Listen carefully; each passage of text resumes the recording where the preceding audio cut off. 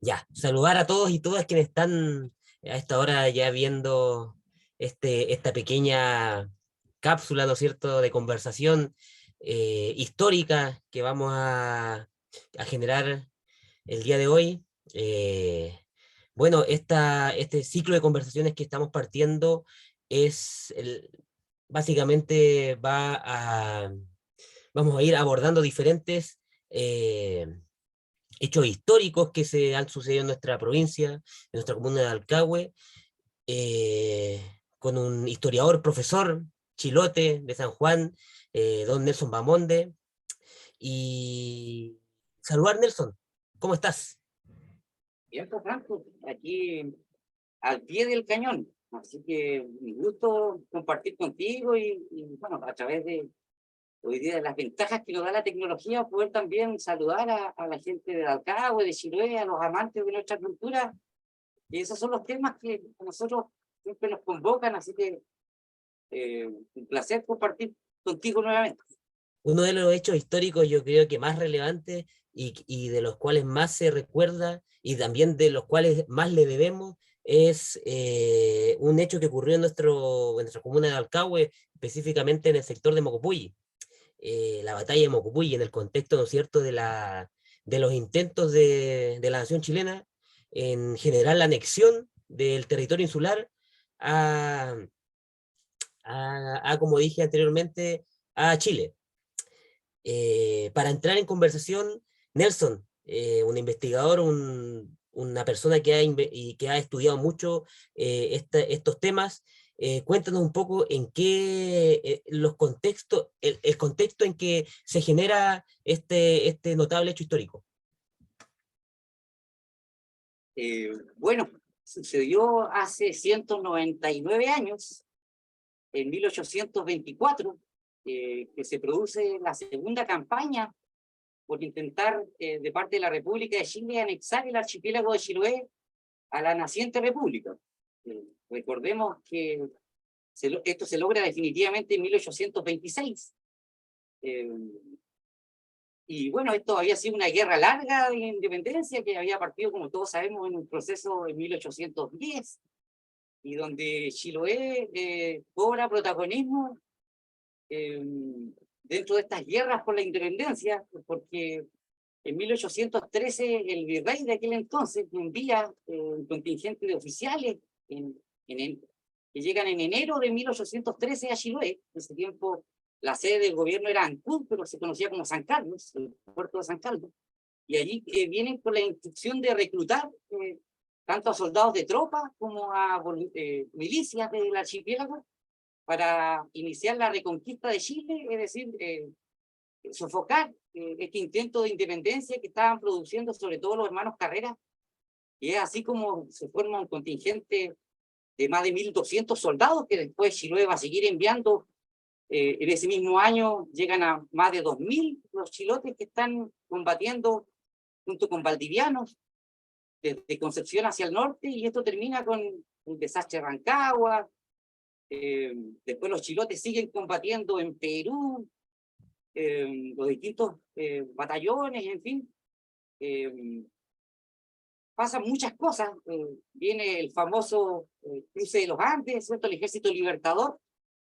Luego la campaña, ¿cierto? La Escuadra Libertadora del Perú. Y en ese intento se toma Valdivia en 1820.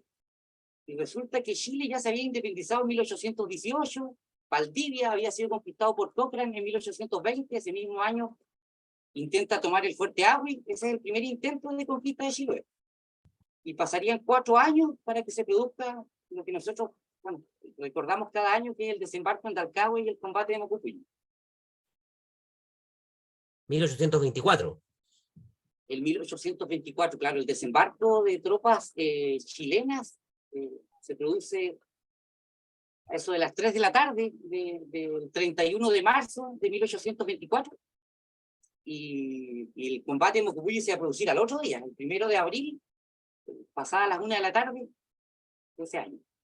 Eh, Cuéntanos cuáles son las principales etapas de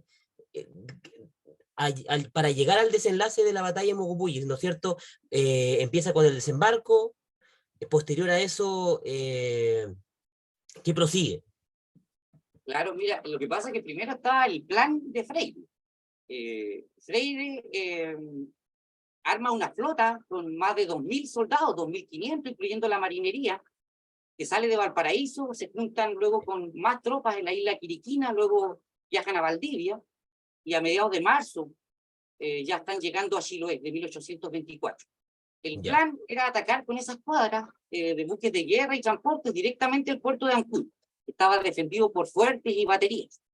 Sin embargo, la sorpresa fue que Freire cambió el plan, prácticamente llegando a Chiloé.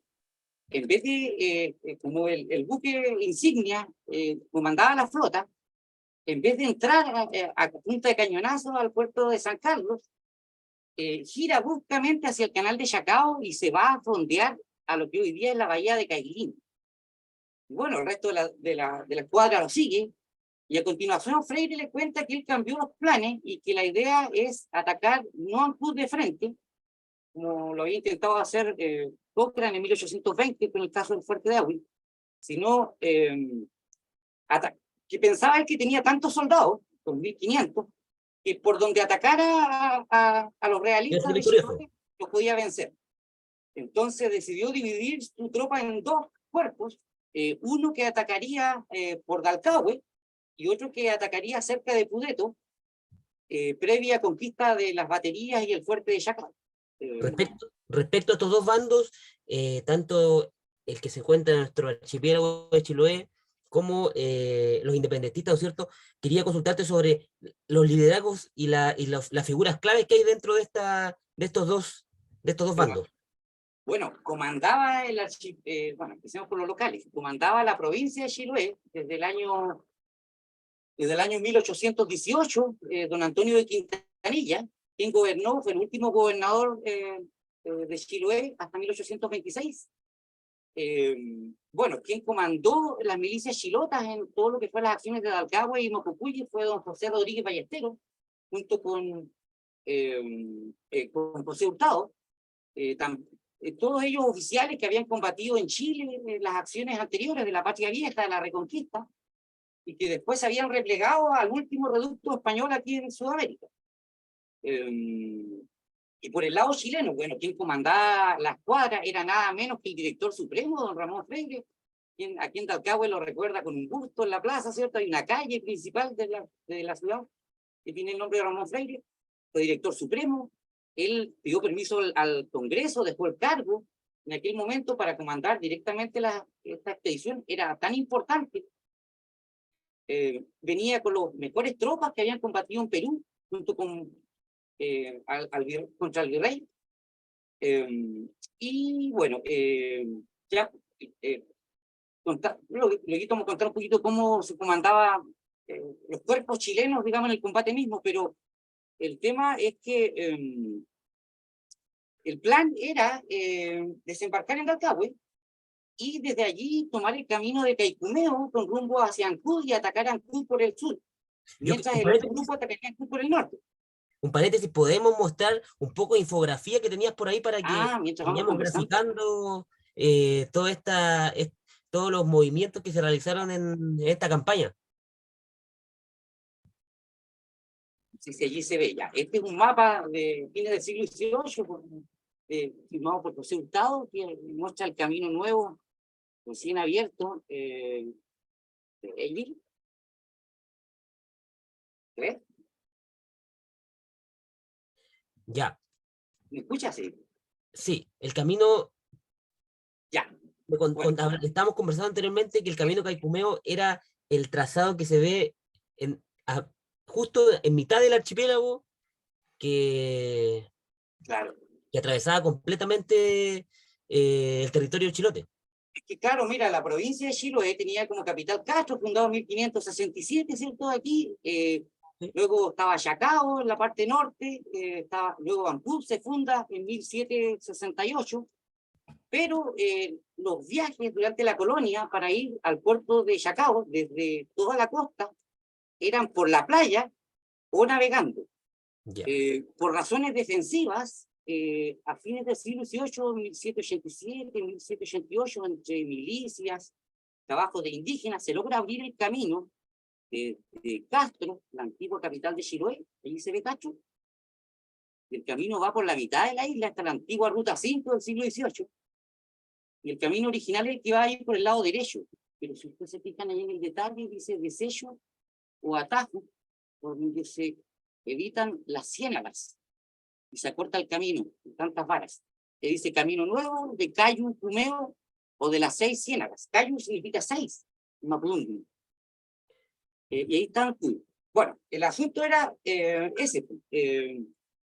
Atacar a Ancud, desembarcar en Dalcahue, como te contaba, allí está frente a la isla de Quinchao. ¿Se ve allí la capilla de Dalcahue? Capilla de Alcagüe. Capilla de Dalcahue, frente a la isla de Quinchao. Allí desembarcan. A ver, el día 28 de marzo se toman las fortificaciones de Chacao, el fuerte de Chacao, la batería de Remolino, de Pampa de Lobo, de La Poza, y el día también del Coronel al frente, de la punta de Coronel, donde había cañones. El día 29 zarpa la escuadra comandada por Jorge Boucher, un oficial napoleónico, peleaba por Chile en aquel tiempo, y él comanda, Contratado. perdón, Contratado por Chile. claro, y él comanda esta escuadra que desembarca en Dalcahue el día 31 de marzo. Hay aquí una historia, por lo menos en San Juan, en nuestro pueblo, ahí al lado dice Capilla de Calen, Estero de Coquihuil, ahí está San Juan, ¿qué tal por lado? Cuentan que en el morro de Calen, que queda entre Calen y San Juan, dice que la gente se puso allí a insultar a la escuadra que pasaba por el canal de Alcahue. Incluso dispararon fusiles desde allí contra la escuadra. Obviamente no, sin ningún efecto, pero Claro. el asunto es que la escuadra pasó cañoneando la costa. Y la gente recuerda que allí entre Calen y San Juan, en el morro de Calen, dicen que habrían habido impactos de cañones de la escuadra que por diversión pasó disparando allí. El asunto es que cuando desembarcan en Dalcahue, el 31 de marzo, se producen 2 hechos allí en Dalcahue. Primero, al acercarse 2 buques, el transporte Ceres, que transportaba tropas y pertrechos, y la corbeta Chacabuco, que era el buque armado que protegía el transporte. Al desembarcar en Dalcahue, dice que se acercan lanchas cañoneras desde el sur, es decir, venían desde Castro y entran por el sur, aquí por el canal, frente a Curaco. Y dice que allí en la parte estrecha, frente a la punta, ahí donde está el embarcadero, se produce un tiroteo entre lanchas chilenas y lanchas cañoneras que se vuelven hacia el sur. Mientras tanto, en la costa, también fusileros chilotes disparaban y algunos andaban a caballo y después se repliegan hacia el interior. Y eso permite que a las 3 de la tarde empiece el desembarco en el pueblo de Dalcahue, que estaba abandonado.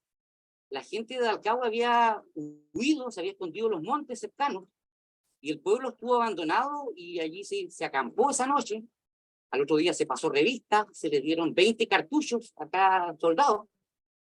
Y comenzó al otro día temprano la marcha hacia Mocupucuyo.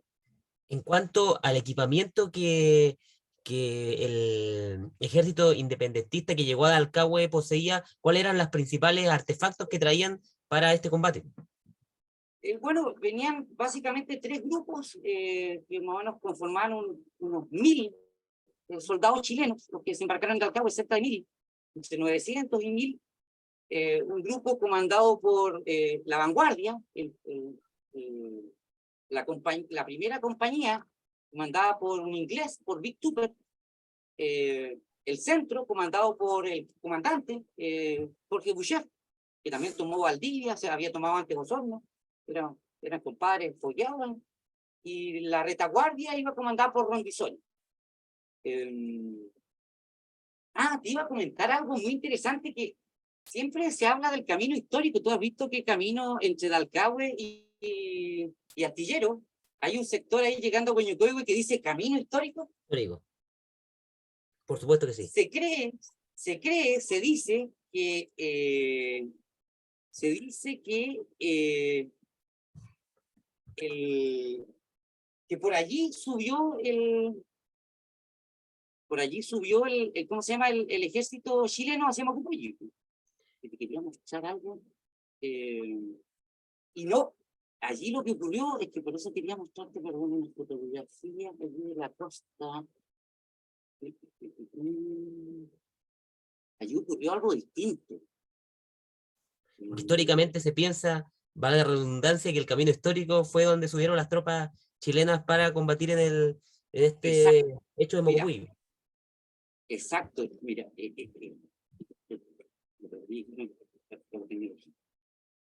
Claro, mira. Mira esta fotografía de los años 50, antes del terremoto. ¿Se ve allí, no? Sí, Esta fotografía de los años 50, antes del terremoto, y Dalcahue está allá al fondo. Entonces, esto está tomado, ahí se ve la torre de la iglesia de Dalcahue, se ve, ¿no? Sí.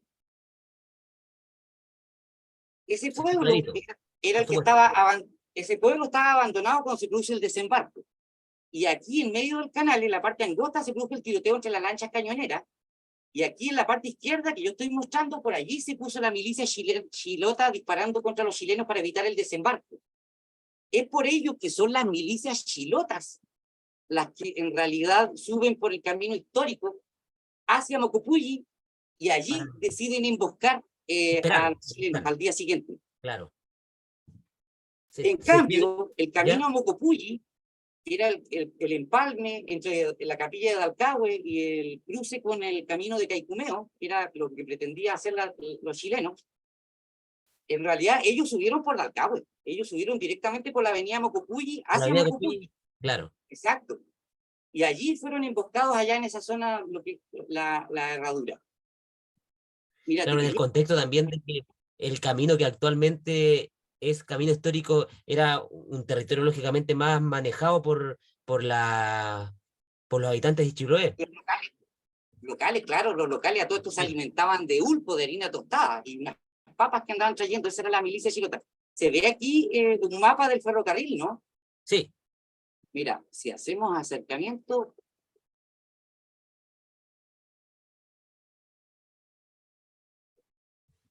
hagamos un acercamiento. El ferrocarril va desde Ancud a Castro, igual que el camino que hay Caicumeo. Este ferrocarril se abre en 1912, mucho después. Y aquí está la parada de Dalcahue, que viene siendo la estación de Mocopuyi, ¿cierto? Algo interesante, aquí están las alturas. Ustedes se fijan, hacia Ancud se va bajando, se va subiendo, la parte más alta es Mocopuyi.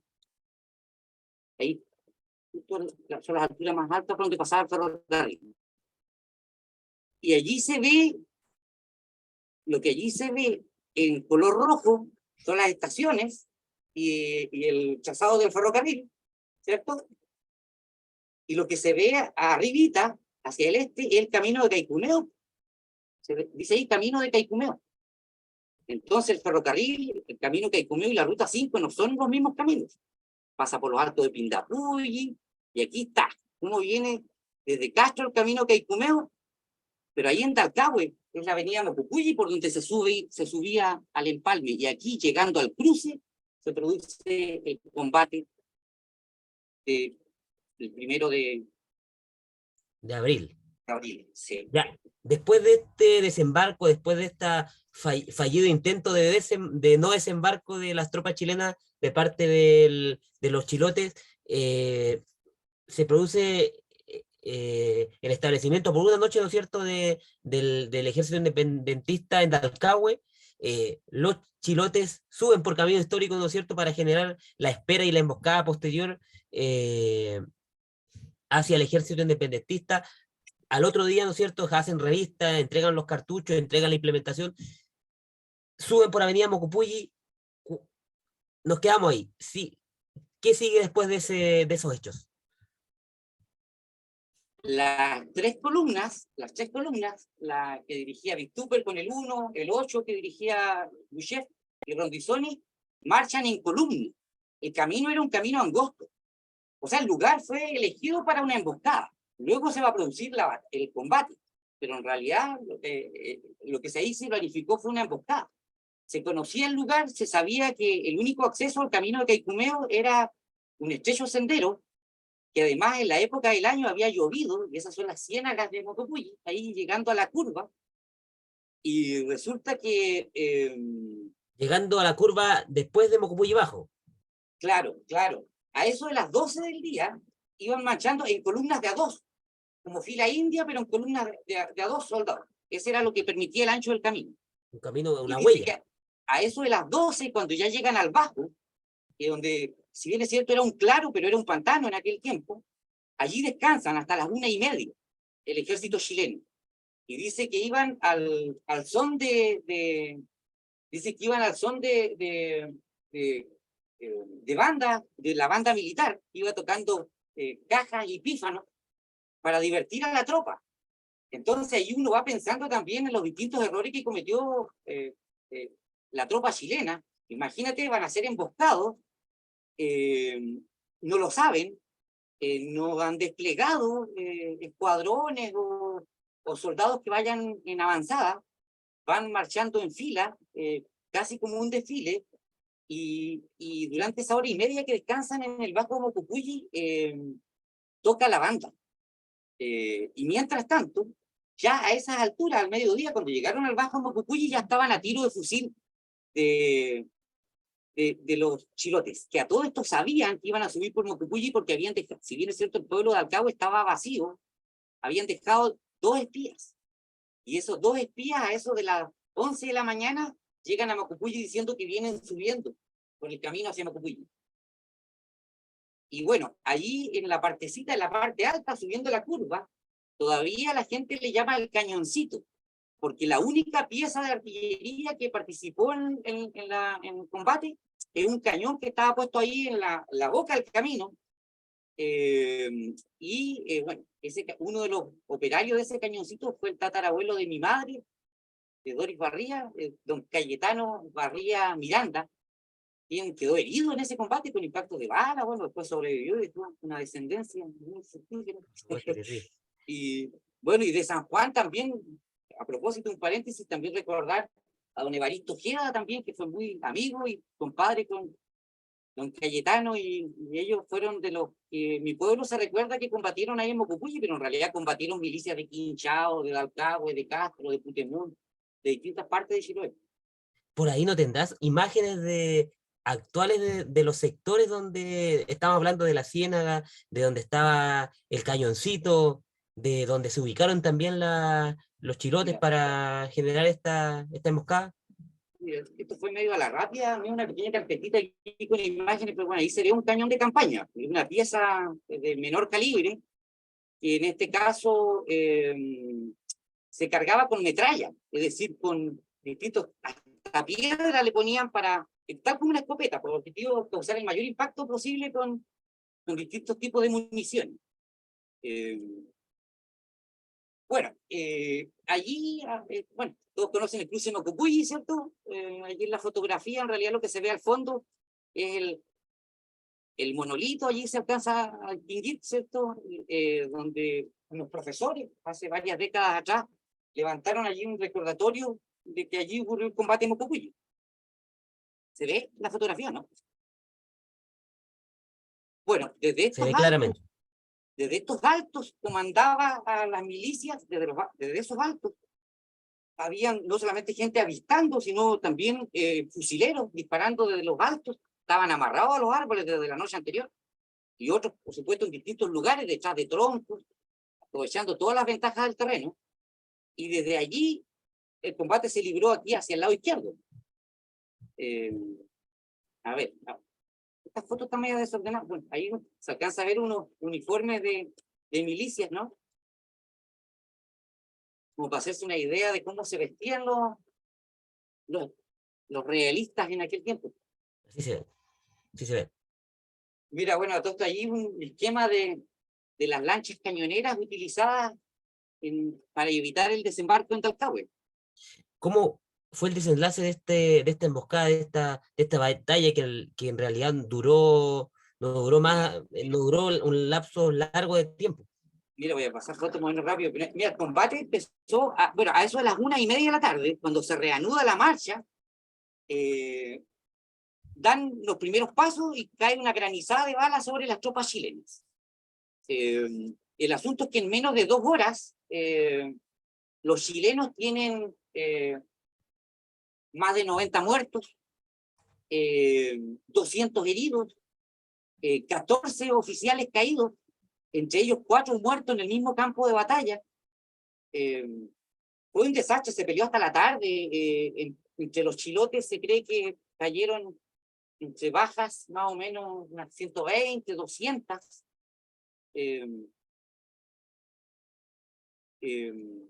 Mira, a todo esto, aquí en esa parte, no sé si te ubicas ahí en Mocopulli, bajando hacia la curva, ¿se ve la Sí, foto?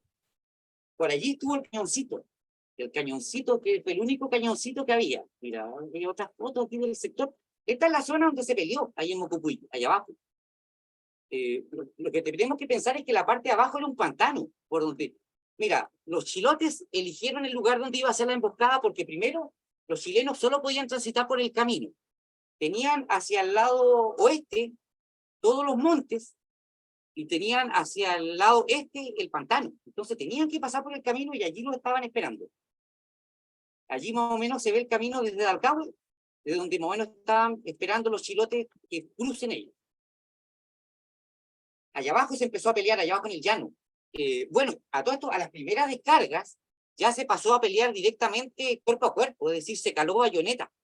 Y de hecho, no sé qué porcentaje de los muertos y heridos fueron a bala, pero sin duda la mayoría fueron por armas blancas, por bayonetas y sables.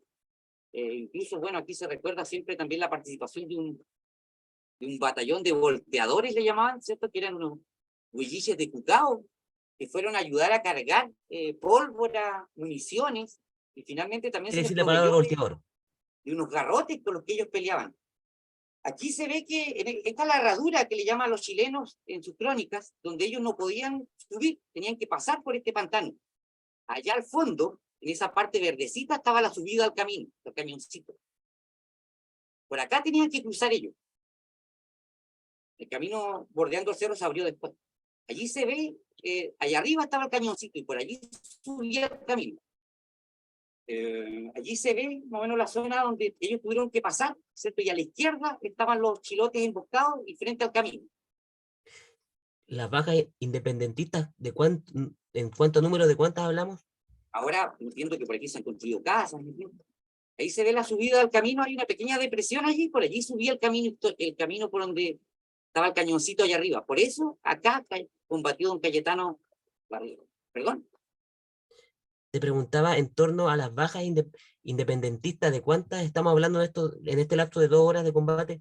Bueno, mira, eso es lo dramático. El tema es que se produjo todo un conflicto. Mira, bueno, ahí se alcanza a ver unos códigos que más o menos del mismo sector, donde se ve más o menos todavía el follaje que cubría en aquel tiempo. Seguramente muchos de esos árboles son testigos del combate. Mira, lo interesante es que cuando comienza la balacera y el combate cuerpo a cuerpo, entra en acción la compañía del inglés Big Tupper, secundada por el cuerpo 8 de Boucher. Sin embargo, el cuerpo número 7, que iba a la retaguardia de Rondizoni, se negó a combatir. Incluso después le quisieron hacer un juicio de guerra. Se dice que, entre otras cosas, porque estaban impagos los soldados, porque habían ido a combatir antes a la escuadra al Perú y después lo habían traído a combatir a Chiloé y todavía les pagaban. Entonces entraron en combate como 600 chilenos, y de esos 600 estamos hablando más o menos de 300 bajas. Yo te decía, 90 muertos, 200 heridos, 14 oficiales caídos. De 600, la mitad estaba muerto o herido. Fue terrible para los chilenos, o sea, fracasó absolutamente el intento. Esa tarde, cuando ellos volvieron a Dalcahue, dice que era dramático escuchar cómo se quejaban los soldados. Allí se ve el camino de Caicumeo, hacia donde se dirigía el caminito. Dice que era, allá abajo se combatió. Dice que era dramático cómo bajaron hacia Dalcahue y al otro día se embarcaron hacia Chacao, dieron parte a Freire de lo que había ocurrido. Entre medio de eso, tampoco se había producido el ataque de Freire a Ancud, como lo había planificado. Otro buque, la fragata Voltaire, había naufragado frente a Calmapu porque habían empezado los temporales de esa estación. El resultado fue que, bueno, fracasó este intento de anexión a Chiloé gracias al triunfo de los chilotes en Mocopulli. Esa tarde, los chilotes se van hacia Putalcura, allí acampan, allí atienden a sus heridos. Posteriormente, tanto heridos chilenos como chilotes son llevados a Castro, donde son atendidos durante varios meses en el hospicio franciscano de Castro. Y bueno, pasarían 2 años para que haya un tercer intento, nuevamente liderado por Freire, que seguía siendo director supremo y que quería lavar su honor, y comandó una tercera escuadra mucho más poderosa, que es la que finalmente triunfa en los Altos de Bellavista, en 1826. Después, lógicamente, de esta campaña que tuvo fracaso en los Altos de Mocopulli, que también conmemoramos el día 1 de abril de cada año, este sábado, ¿no es cierto?, se cumplen 199 años y el próximo año se cumple el bicentenario de la batalla de Mocopulli. Y yo creo que en lo personal estamos en deuda con este hecho histórico, ¿no es cierto?, a nivel tanto de salvaguardar y de proteger este sitio y también de poder difundir esta historia. Así es, yo cada vez que paso por allí, y no es demagogia, eh, uno se conmueve al pensar que allí quedaron 500 personas muertas en ese lugar, que dieron su vida por un compromiso que no podían romper. O sea, ¿por qué los chilotes pelearon por su rey? ¿Y por qué no se pasaron inmediatamente al bando patriota cuando habían sido intimados a rendirse y eso, y mantuvieron una porfía defensa hasta 1826? Porque no podían, porque su honor estaba en juego, su compromiso. Cada vez que asumía un soberano, todo español, todo ciudadano del Imperio Español juraba la corona y bueno, había obviamente el otro bando independentista con el que se vieron enfrentados y los chilenos también, por supuesto, sentían un patriotismo y cada Exactamente. uno dio la vida por una causa y yo por lo mismo siento que efectivamente en ese lugar, como en otros lugares históricos donde han habido batallas, no es que a uno le guste conmemorar las guerras y las batallas, eh, sí, porque a uno le gustan los militares, sino porque ahí peleó mucha gente. Y uno quiere a su gente, pues, uno quiere a su tierra y estas cosas no deberían olvidarse. Hay intentos de historiadores por contar estos hechos, tanto chilenos como chilotes, desde distintos puntos de vista, pero hay mucho que hacer y sobre todo comprometer a la comunidad, en fin, Exactamente. a las Comunidad, instituciones, porque instituciones, este no es un claro, hecho de la comuna de Alcabo, este es un hecho que fue la defensa de Chiloé, lo que se libró allí. por supuesto que sí. En breves palabras, en torno a la anexión, porque este fue el segundo intento, y en el tercer intento recién se logra la anexión definitiva del archipiélago de Chiloé a la nación chilena. ¿Cuáles fueron los, el, el significado de esta anexión en torno a la gente de nuestro archipiélago? Bueno, no olvidemos Muy que Chile, personalmente. Chile eran 3 provincias. Era la provincia del norte, ¿cierto? Donde estaba La Serena, la provincia de Coquimbo, la provincia de Santiago y la provincia de Concepción. Por eso el primer escudo tiene 3 estrellas. Y la cuarta provincia va a ser la provincia de Chiloé. Bueno, obviamente Chile se va a incorporar en un momento en que se están probando distintos ensayos constitucionales. Mucho nos recuerda a nuestra época actual. Tuvieron varias constituciones hasta que se estableció la definitiva en 1833. Pero en 1826, bueno, se va a crear la provincia de Chiloé y va a comenzar una administración muy distinta de la que hubo en el periodo anterior, donde este país se va a volver centralista desde un comienzo y las decisiones se toman en Santiago. Y de Santiago el presidente nombra al intendente de la provincia y nombra a los gobernadores departamentales y nombra a los subdelegados y a los jueces de distrito y el país se gobernó así hasta el año 1891, cuando entre otras cosas se crean las comunas, entre otras la comuna de Alfaro. Así que desde ese momento los ciudadanos pudieron elegir autoridades locales por primera vez. Claro. Desde nuestra independencia, a veces nosotros no entendemos mucho cómo se gestó este proceso de convertirnos en una nación, un Estado-nación, y no fue fácil. Los chilotes, después de 1826, quedaron muy mal. Más del 20% de la población fue a las armas, quedaron muchos muertos, gente que no volvió nunca más a Chiloé en las campañas en Argentina, en Perú, en Chile Central, quedaron huérfanos, quedaron viudas. La producción de Chiloé se perdió porque faltaron brazos para trabajar, porque todos estaban preocupados de la defensa. El comercio que había con Perú y con los otros puntos del imperio también se perdió. Chiloé decayó absolutamente en los años que siguieron a la República. Uno de los temas positivos seguramente fue las escuelas.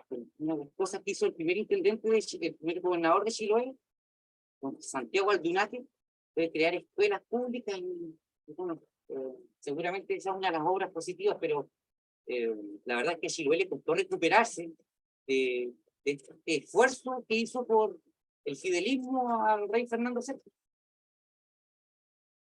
Claro, quedaron secuelas de ese pulso que se hizo ahí.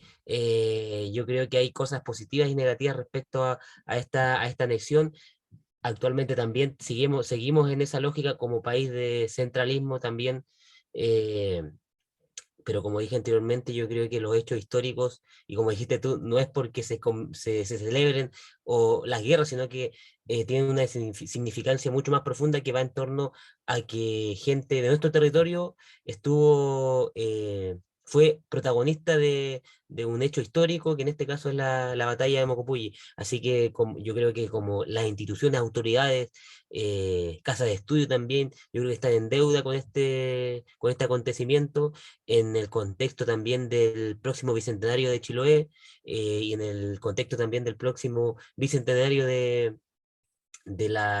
este hecho histórico de la batalla de Mocopulli. Si vemos los planes municipales de Dalcao, y que tú también has estado trabajando en estos planes culturales municipales, eh, en todos está recalcado el hecho de poder poner en valor y poder fortalecer este hecho a nivel histórico, como también a nivel de a nivel del terreno, del territorio donde se generó este hecho. Estamos en deuda y yo creo que estos años son claves para poder recuperar estos espacios, para poder de verdad potenciar este patrimonio histórico que nosotros tenemos en Talcahué. Bueno, decir que esta gente no peleó por plata, a nadie se le pagó un peso por pelear por la causa realista en Chiloé. Esta gente fueron pescadores, campesinos, nuestros propios antepasados, nuestros paisanos, los que allí pelearon comiendo harina tostada, llevando sus propias papas. Hubo gente, como digo, que salió herida, que murió en ese lugar. Regó su sangre allí en ese lugar, en Mocopulli, y efectivamente allí debería haber un memorial digno, no una plaza con columpios y asientos, sino un lugar donde se conozca la historia, donde se recuerde a nuestros héroes, tanto chilenos como chilotes, donde se honre la memoria. Y bueno, y ese ejemplo, seguirlo con otros elementos del patrimonio cultural de la comuna de Alcagüe. En el fondo, el patrimonio no es lo que dicen los funcionarios del Consejo de Monumentos, que el patrimonio es lo que nosotros valoramos como herencia de nuestros antepasados. Pueden ser nuestras capillas, pueden ser nuestras fotos familiares, pueden ser no solamente la estación de ferrocarriles, bueno, el camino de Caicumeo en ese sector. En 1826, recordemos que en Butalcura también acampó Quintanilla, después que fue derrotado en Bellavista. Él se replegó hacia Butalcura y de allí envió emisarios hasta el puente de San Antonio, donde se hizo toda la negociación donde se firma el Tratado de Tantauco. El Tratado de Tantauco se firma en el puente de San Antonio. Y luego los emisarios volvieron a Butalcura, en fin.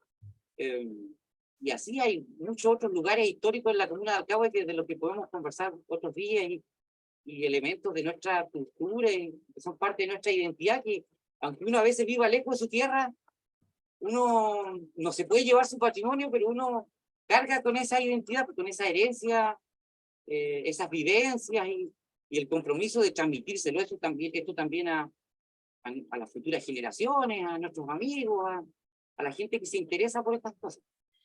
Para ir cerrando, te quería preguntar, y muy personalmente, ¿cuál crees que tendría que ser la forma de poder, el camino para poder fortalecer y poder tomar estos hechos históricos y generar esta rememoración? Bueno, hay distintas maneras y esto no es labor de una persona. La historia de Chiloé demuestra que un montón de gente ha escrito, investigado, pero son esfuerzos individuales, no hay una institución que agrupe, gente que lo financie. Esto es compromiso, pasión, dedicación, pero lo que debería hacer es que cada quien debería hacer lo que debería hacer. Por ejemplo, obviamente los investigadores deberían investigar, los profesores deberían enseñar, quienes están dedicados a la difusión, a mostrar nuestra historia, nuestro patrimonio, nuestros atractivos turísticos, deberían mostrarlo en las mejores condiciones posibles. Esto tiene aplicaciones en la artesanía, tiene aplicaciones en el turismo local. Por supuesto, los museos son los que tienen que conservar patrimonio. En el Museo de Alcabo, entre otras cosas, se conservan balas, proyectiles, creo que los restos de un fusil, bayonetas de la batalla de Mocopulli. Una de esas bayonetas, entre paréntesis, es de origen francés, lo que habla mucho también de los soldados napoleónicos que participaron por el bando chileno en ese combate. Bueno, y así, es importante conservar nuestro patrimonio, pero también involucrar a la comunidad, eso es preservar. O sea, los medios de comunicación, los profesores, las autoridades, todos deberíamos de alguna manera estar comprometidos, unidos en defender lo nuestro, porque nuestro folclore, nuestra cultura, nuestra identidad es nuestra, o sea, y todos los pueblos tienen el legítimo derecho de existir, de tener sus maneras de comer, de hablar, de recordar sus derechos, sus raíces familiares, y es triste el pueblo que olvida su historia y a sus héroes. Por supuesto que sí. Y también es responsabilidad de nosotros como autoridades de poder siempre priorizar y poner sobre la mesa estos hechos para poder invertir ahí y poder darle el valor que en realidad hace mucho tiempo se merecen. Nelson, oye, muchas gracias por esta conversación. Como dije Estas veladas anteriormente, nocturnas, ¿cómo? estas veladas nocturnas. Por supuesto que sí. Hay una cantidad enorme de hechos históricos que han ocurrido en nuestro archipiélago Chiloé, en nuestra comuna, el mismo aniversario de nuestra comuna, las diferentes campañas que se han realizado en torno también a la, como dije anteriormente, a la anexión de Chiloé al territorio nacional.